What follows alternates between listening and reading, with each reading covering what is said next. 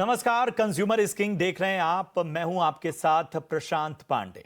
जी हां, बात आज आपके हित से जुड़ी हुई, आपकी सेहत से जुड़ी हुई, क्योंकि मौजूदा दौर में मोबाइल से हमारा जो रिश्ता है वो दिन ब दिन इतना अटूट होता जा रहा है। जी हां, ये शब्द अक्सर हम पॉजिटिविटी के लिए यूज करते हैं, लेकिन मोबाइल से ये जो अटूट रिश्ता है ये कहीं ना कहीं हमारी जिंदगी पे नकारात्मक प्रभाव डाल रहा है। हाल ही में बॉस्टन कंसल्टिंग ग्रुप की एक रिपोर्ट आई है। बीसीजी की ये रिपोर्ट कहती है कि 84% भारतीय सुबह उठने के बाद जो पहला काम करते हैं वो ये करते हैं कि वो ना तो ईश्वर को याद करते हैं, ना तो किसी तरह का व्यायाम करते हैं, ना ही अपने दिन की शुरुआत कैसे की जाए इसके बारे में सोचते हैं, बल्कि वो सीधे अपने मोबाइल में झांकते हैं। जी हां, मोबाइल से आती हुई उस रोशनी में खो से जाते हैं और यह मियाद 15 मिनट तक की होती है। जी हां, 84% भारतीय सुबह उठने के 15 मिनट में सबसे पहले अपना मोबाइल चेक करते हैं। यही नहीं, इसमें युवाओं की तादाद बहुत ज्यादा है। इसकी और भी फाइंडिंग्स हैं जिसके बारे में मैं आपको आगे जानकारी दूंगा और इन सभी पहलुओं पर हम चर्चा करेंगे। और आज इस चर्चा में शामिल होने के लिए हमारे साथ बेहद खास एक्सपर्ट्स जुड़े हुए हैं जो आपको बेहतर तरीके से गाइड करेंगे। तो चर्चा में मैं शामिल करूंगा सबसे पहले डॉक्टर गौरव जैन को, जो धर्मशिला नारायणा अस्पताल में इंटरनल मेडिसिन स्पेशलिस्ट हैं। डॉक्टर गौरव, बहुत बहुत स्वागत, समय देने के लिए आपका बहुत बहुत धन्यवाद।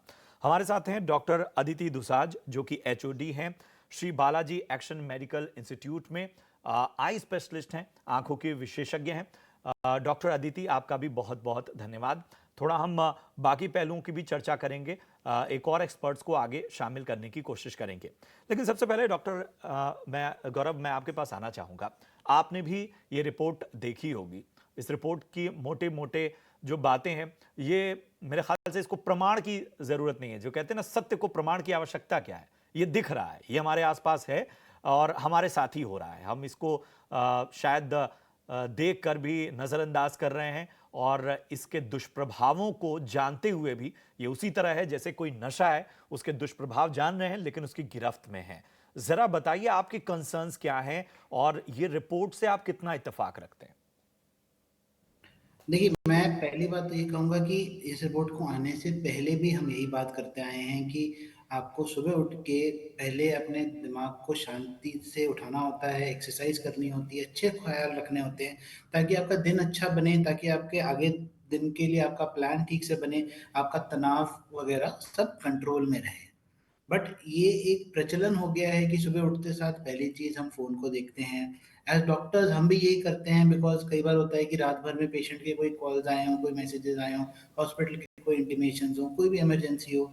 सो पहली चीज ये होती है कि आप सुबह सुबह आप उठते हैं एंड सुबह सुबह पहली चीज आप फोन उठा के बिस्तर के किनारे से उठा के देखना शुरू कर देते हैं कि कोई मैसेजेस आए हैं, कोई व्हाट्सएप आया है, क्या आया है, या आपके कोई ऐसे कोई क्रिटिकल कंडीशन या कोई अपडेट्स नहीं है।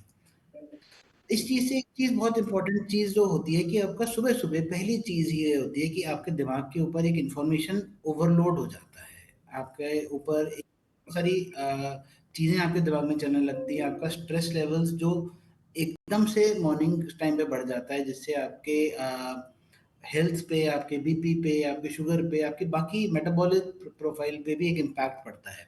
ना कि सिर्फ़ आँखों के ऊपर। आँखों के ऊपर तो बात अभी होएगी होएगी, लेकिन आप एक जनरल वेल बीइंग कह सकते हैं, या एक जनरल टेंशन या general level of awareness change हो जाता है। आपका थॉट प्रोसेस जो होता है वो रिएक्टिव हो जाता है रादर देन प्रोडक्टिव होने की वजह से। आप ये नहीं सोच रहे हैं सुबह उठ के कि मेरा दिन है, अभी शुरू हुआ है, मैं इसके लिए क्या करूँगा, आज के दिन में मैंने क्या सोचा है, आज के दिन को परिपक्व बनाने के लिए मैं क्या करना चाहूँगा।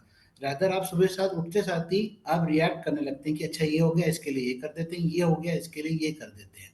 सो आप प्रोडक्टिव से की बजाय रिएक्टिव स्टेट में चले जाते हैं एंड इसकी वजह से आपकी प्रोडक्टिविटी कम हो जाती है, आपका स्ट्रेस लेवल्स ज़्यादा हो जाते हैं, आपका कंसंट्रेशन इफेक्ट होता है, और एक आपका वो जो फ़ोन की तरफ एक एडिक्शन है, वो और बढ़ता चला जाता है।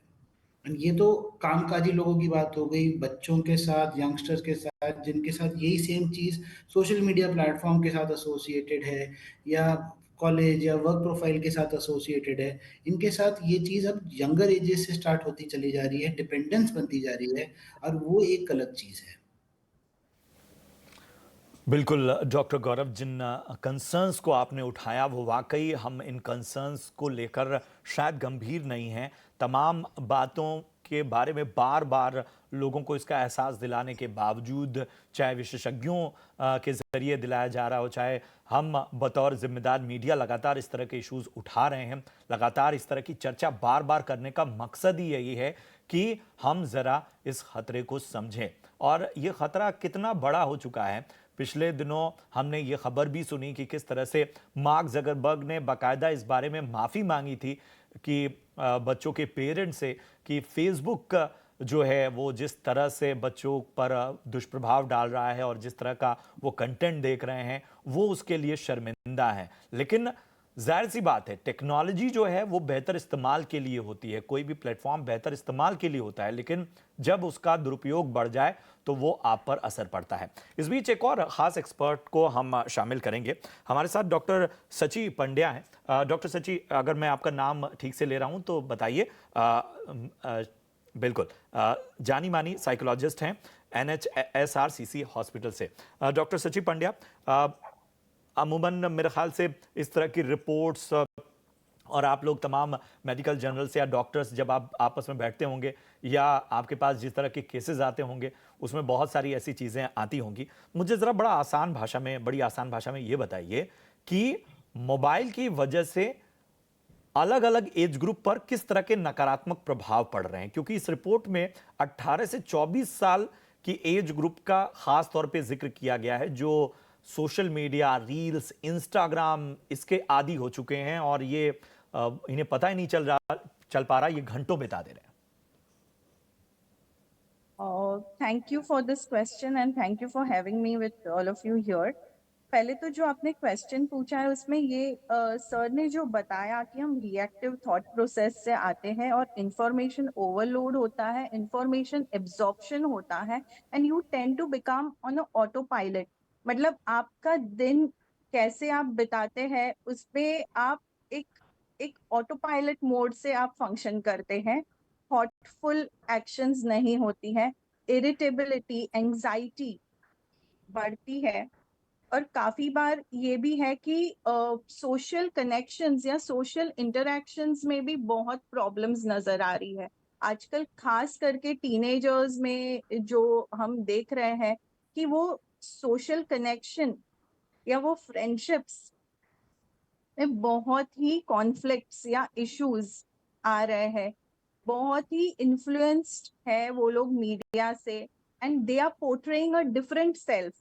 एक मास्क पहनते हैं वो to become acceptable, to to fit in. तो ये बहुत सारे मास्क के साथ लोग रियल वर्ल्ड में एंटर करते हैं because the virtual reality is very different. तो ये दोनों वर्ल्ड्स इतने कॉन्फ्लिक्टिंग हो जाते हैं कि there is lot of confusion, irritability, anxiety, sadness, loneliness, isolation. ये हो रहा है आज के टीन्स एंड यंग एडल्ट्स के साथ and this is creating lot of conflict in real life. बात आपने कही कि ये जो तुलना भरी जिंदगी हम जी रहे हैं, एक ऐसी जिंदगी जिसमें अक्सर हमें ये सिखाया गया कि खुद को पहचानो। यहाँ पर हम एक ऐसे दुनिया में जी रहे हैं जहां हम खुद को भूल चुके हैं और एक पूरी तरह से इस वर्चुअल वर्ल्ड में खुद को बेहतर साबित करने की होड़ मची हुई है और उसके खतरे वाकई बढ़ते जा रहे हैं। समस्याएं बहुत हैं, समाधान की ओर भी बात करेंगे, लेकिन एक खतरा जो है वो आपकी आंखों पे है। जी हाँ, दृष्टि जिसे अनमोल माना गया है, आपकी आंखें जो एक नेमत हैं और बार बार ये कहा जाता है कि इनका बहुत ज़्यादा ख्याल रखना चाहिए। आज की दुनिया में हम और भी तरीकों से आंखों पर दुष्प्रभाव देखते हैं, लेकिन मोबाइल ने और ज़्यादा खतरा बढ़ा दिया है। हमारे साथ डॉक्टर अदिति भी जुड़ी हुई हैं। डॉक्टर अदिति, मैं ज़रा समझना चाहूँगा, एक दौर था जब हमारे माता पिता या हमारे जो बड़े बूढ़े होते थे वो हमें कहते थे कि बेटा टीवी ज़रा दूर से देखा करो, करेक्ट। चलिए, ये तो बात हो गई, ये तो समझाया जा सकता था। आज मोबाइल चेहरे के इतने पास है कि उससे दूरी का पैमाना तो कोई बता ही नहीं सकता। और जैसा डॉक्टर सची बता रही हैं कि इतना ज़्यादा बच्चे या युवाओं में एक एक अग्रेशन आ गया है कि उन्हें बहुत सी चीज़ें समझाने में भी मुश्किलात हैं। ज़रा आंखों के दुष्प्रभाव को, और मैं चाहूँगा बहुत बहुत हार्ड वे में बताइए ताकि समझ में आए लोगों को कि आखिर ये मोबाइल उनकी आंखों के साथ किस तरह का अत्याचार कर रहा है। थैंक यू सो मच इतने एक्सपर्ट्स के साथ जुड़ने के लिए और इस बात पे चर्चा करने के लिए बहुत अति आवश्यक है, बिकॉज मोबाइल्स तो हैव बिकम इनसेपरेबल पार्ट। मतलब बच्चा को अगर आप खाने के लिए भी बोलो ना तो पहले वो मोबाइल ले मैं तो इधर पहले मोबाइल ले आते। That is how they behave. कोई बात भी करनी हो तो वो सबसे पहले मोबाइल उठाते हैं कि हाथ में कोई मैसेज तो नहीं है साथ में, या आप नॉर्मल बात भी कर रहे हैं तो उससे तभी बात करते करते बच्चे का टू टू बजती है, बोले आप नोटिफिकेशन तो ऑफ कर दो। अरे नहीं, बहुत जरूरी होते हैं नोटिफिकेशन, कुछ इंपॉर्टेंट मैसेज हो सकता है। मतलब हम डॉक्टर्स को इतना इंपॉर्टेंट मैसेज भले ही ना हो इंस्टेंट नोटिफिकेशन, बट बच्चों के लिए तो बहुत ही नोटिफिकेशन इंपॉर्टेंट है। और जहां तक रही बात फोन को बिल्कुल सुबह उठ के देखने की, तो I can tell the same fact कि अब अपने फोन्स को तो हम दूर रखते हैं कि चलो बच्चे, children learn by practice not by preaching, तो उनको चाहे दूर भी रख दो, ऑफ भी कर दो, अलार्म भी आजकल मोबाइल पे ही है। बट अगर कोई भी मैम या टीचर का भी मैसेज आता है बच्चों को, तो वो रात को 11 बजे भी आता है, कल सुबह 8 बजे क्लास है। So you can tell your children to stay away from the mobiles. Mobile सबको रखना है, लेकिन सबसे इम्पोर्टेंट चीज जो समझनी है कि मोबाइल को रात को सोने से पहले बच्चों को कहना है कि प्लीज इसका वाईफाई या अपना डेटा जरूर ऑफ कर दें, क्योंकि ये जो इलेक्ट्रोमैग्नेटिक रेडिएशंस है ये बहुत ज्यादा नुकसानदेह है। सुबह उठते ही तो ठीक है, पर आप रात को अपने मोबाइल फोन को अपने सर के पास रख के सो रहे हैं, किताब के नीचे रख के सो रहे हैं, पिलो के नीचे रख के सो रहे हैं, तो उसका सबसे बड़ा दुष्प्रभाव इलेक्ट्रोमैग्नेटिक रेडिएशन की वजह से है। आपने कहा इसको लाइटली ना लें, लोगों को समझाना नहीं, डराने की जरूरत है, क्योंकि इतना ज्यादा कार्सिनोजेनिक इफेक्ट है इन इलेक्ट्रोमैग्नेटिक रेडिएशंस की वजह से। We are moving from 1G now to 3G 4G and now 5G technology. और हो क्या रहा है, ये 5G टेक्नोलॉजी में ये माइक्रोवेव की रेडिएशन के हिसाब के बराबर है। जैसे आजकल धीरे धीरे बोल रहे हैं माइक्रोवेव को कम यूज कीजिए, इट इज वेरी डैमेजिंग। आप माइक्रोवेव यूज करते हैं तो दूर खड़े रहिए, कमरे से भी बाहर निकल जाइए। Ideally it is as harmful as X-ray radiation. But आप मोबाइल का क्या करेंगे? मोबाइल से जो रेडिएशन निकल रही है उनसे ना केवल आपकी आंखों पे, उससे आपके ब्रेन पे, उसकी आपकी जीन्स पे म्यूटेशन हो रहे हैं, बहुत डैमेज है। और आंखें तो सुबह उठे और फोन उठाया, हुआ क्या, रात को we are relaxing, we are sleeping, eyes comfortable है, मसल्स रिलैक्स्ड है।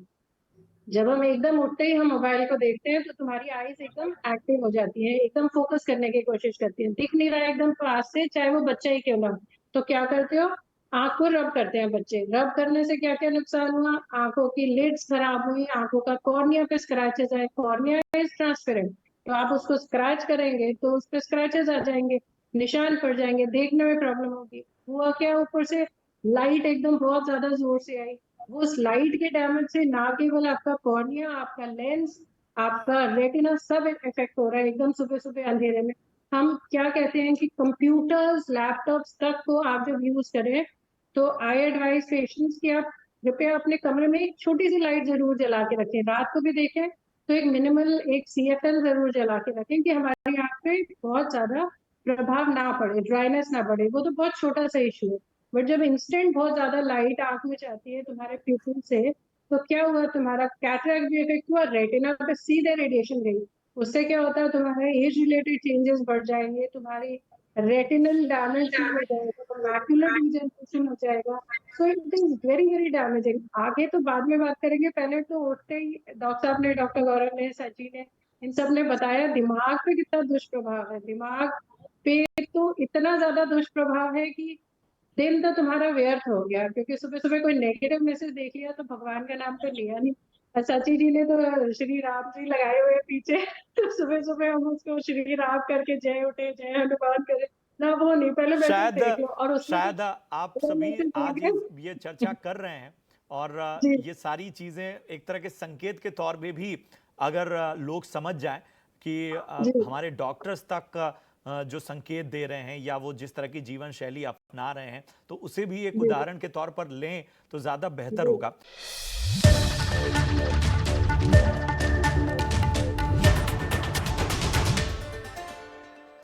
डॉक्टर गौरव, मैं आपके पास आना चाहूँगा। अ, जी। बहुत से ऐसे इश्यूज आ रहे हैं, क्या ये इश्यूज पहले के मुकाबले ज़्यादा बढ़े हैं मोबाइल के इस्तेमाल की वजह से? क्योंकि एक और जो समस्या है कि फिजिकल एक्टिविटी भी कम हो जा रही है, एक ही पोस्चर में लोग बैठे रह रहे हैं। इस तरह की समस्याएं कैसी आ रही हैं? क्योंकि एक एक वक्त था जब लोगों को दर्द की शिकायत, मसल पेन की शिकायत, किसी तरह के स्ट्रेस, हेडेक की शिकायत एक उम्र के बाद होती थी। क्या अब उम्र का दायरा हट चुका है? इसका जवाब ना मैं आपको 2 तरीके से जवाब देता हूँ। पहली बात तो हाँ, ये कहते हैं ना, ये एक सुविधा एक दुविधा बन गई है। तो आपका जो मोबाइल फ़ोन है, उसके इस्तेमाल से 2 चीज़ें हो रही हैं।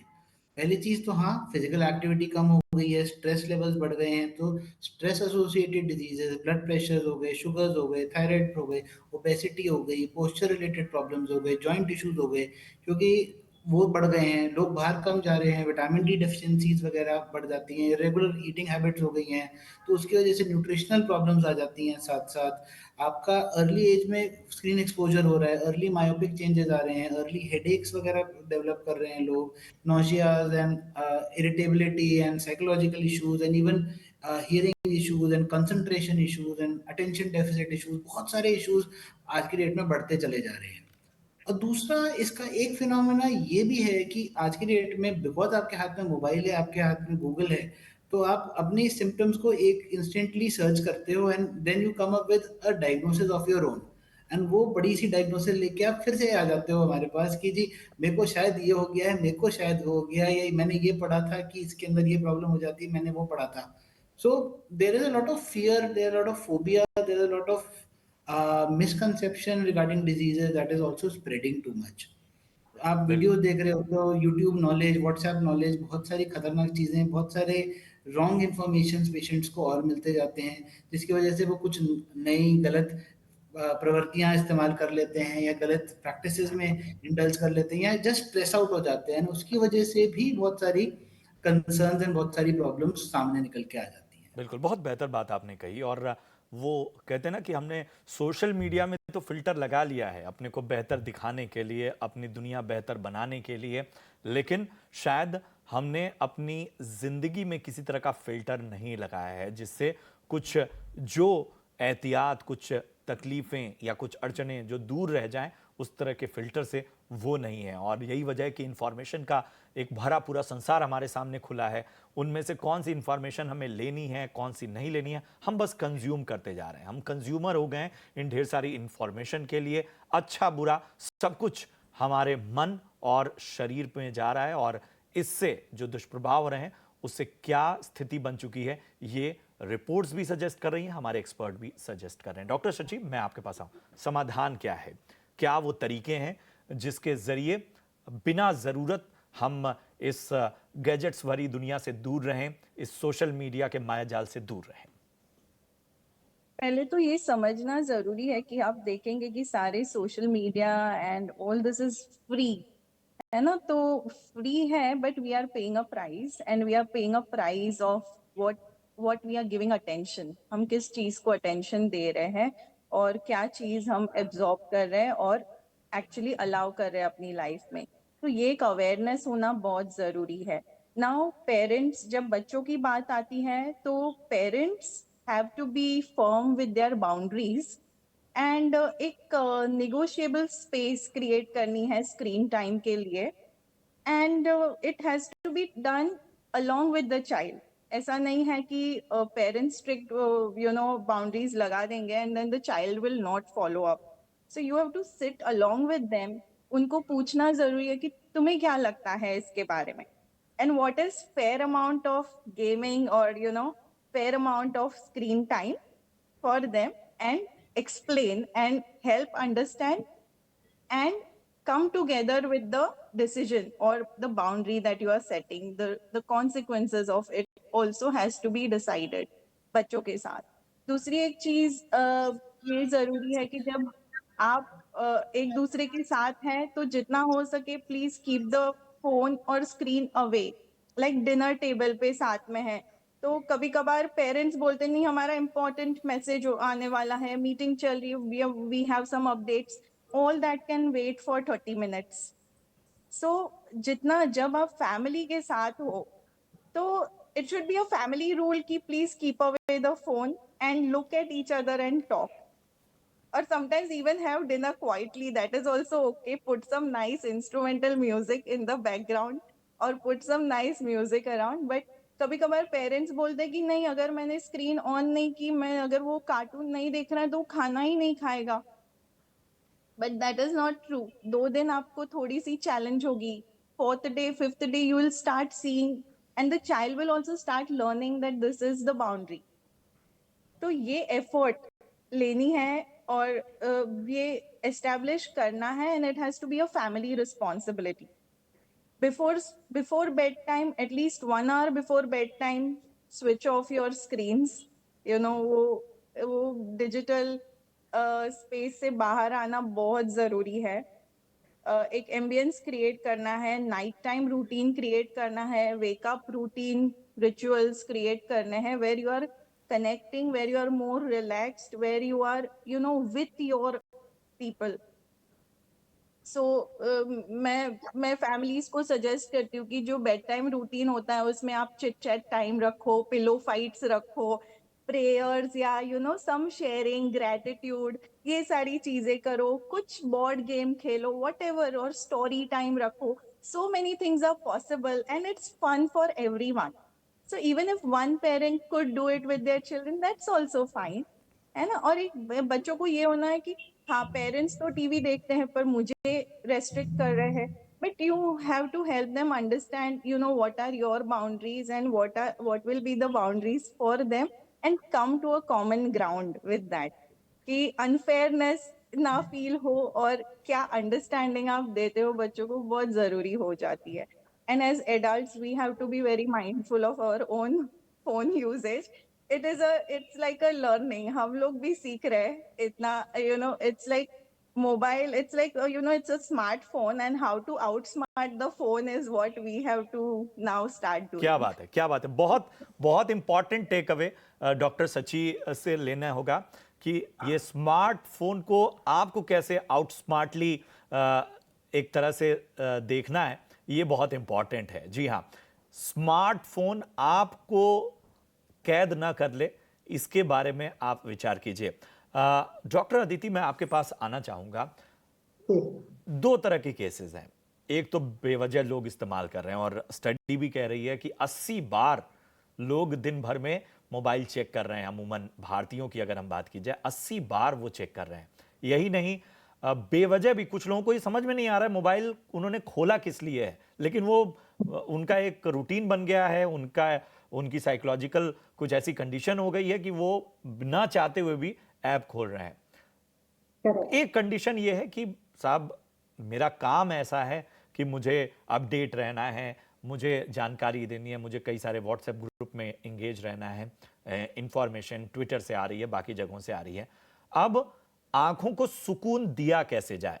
जो जरूरत की वजह से भी इस्तेमाल कर रहे हैं वो अपनी आंखों का कैसे ख्याल रखें? कौन से वो बेसिक्स हैं जो आंखों पर लागू होते हैं?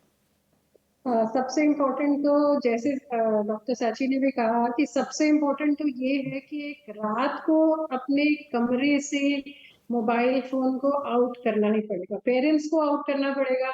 एंड मैं तो ये फर्मली बिलीव करती हूँ कि जो बेडरूम टेलीविजन है वो भी आउट हो जाने चाहिए। That is the first thing.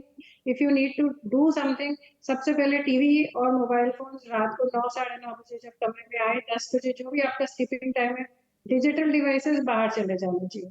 Family time जैसे कहा अगेन वेरी इंपॉर्टेंट है। Once your devices are out, see आप अपने आप को बहुत सारी चीजों से बचाते हो।